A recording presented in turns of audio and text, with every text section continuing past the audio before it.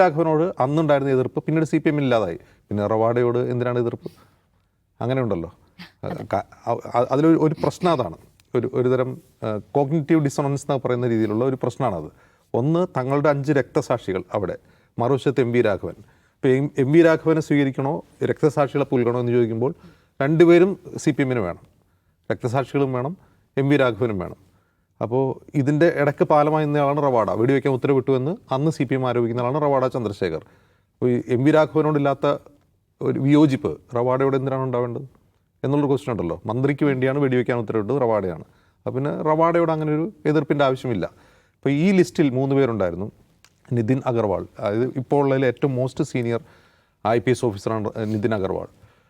മറ്റൊന്ന് റവാഡ ചന്ദ്രശേഖർ, മറ്റൊരാൾ യോഗേഷ് ഗുപ്ത. യോഗേഷ് ഗുപ്ത എന്തായാലും സർക്കാർ സ്വീകരിക്കില്ല എന്ന് ഉറപ്പായിരുന്നു.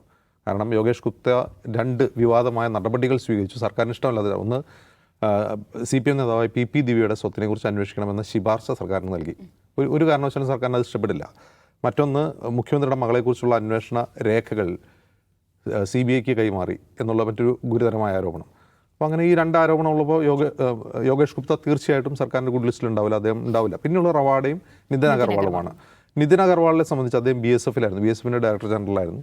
പക്ഷേ അദ്ദേഹത്തെ അവിടെ നിന്ന് ഫയർ ചെയ്തു. ഫയർ ചെയ്യാനുള്ള കാരണം കശ്മീരിൽ നിരന്തരം തീവ്രവാദി ആക്രമണം ഉണ്ടാകുന്ന പശ്ചാത്തലത്തിൽ അദ്ദേഹം ഇൻഎഫിഷ്യൻ്റ് ആണെന്ന് തോന്നിയിട്ടാണ് കേന്ദ്രം അദ്ദേഹത്തെ പറഞ്ഞുകൊടുക്കുന്നത്. അദ്ദേഹം കേന്ദ്ര ഡെപ്യൂട്ടേഷനിൽ പോകുന്നത് ഇനി ഞാൻ ഇങ്ങോട്ട് വരുന്നില്ല, കേരളത്തിലേക്ക് ഇനി വരുന്നില്ല എന്ന് പറഞ്ഞു പോയതാണ്.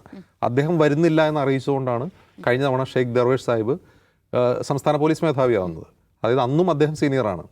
അദ്ദേഹം വരുന്നില്ല എന്നുള്ളതാണ് ഷെയ്ഖ് ദർവേഷ് സാഹിബ് ആവുന്നത് തന്നെ. അപ്പോൾ അങ്ങനെ ഒരു സാഹചര്യത്തിൽ ആണ് റവാഡ എന്നൊരൊറ്റ പേരിലേക്ക് എത്തുന്നത്. റവാഡയെക്കുറിച്ചുള്ള ആകെയുള്ളൊരു പ്രശ്നം ഇതാണ്, കൂത്തുപറമ്പ് വെടിവെപ്പാണ്.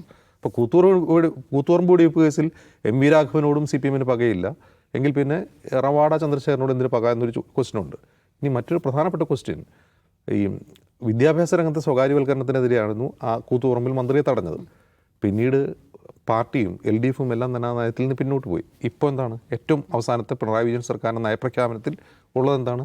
വിദേശ സർവകലാശാലകൾ വരെ കേരളത്തിലേക്ക് അനയിക്കുന്നു, സ്വകാര്യ സർവകലാശാലകൾക്ക് അനുമതി കൊടുക്കാൻ പോകുന്നു എന്നുള്ളതാണ്.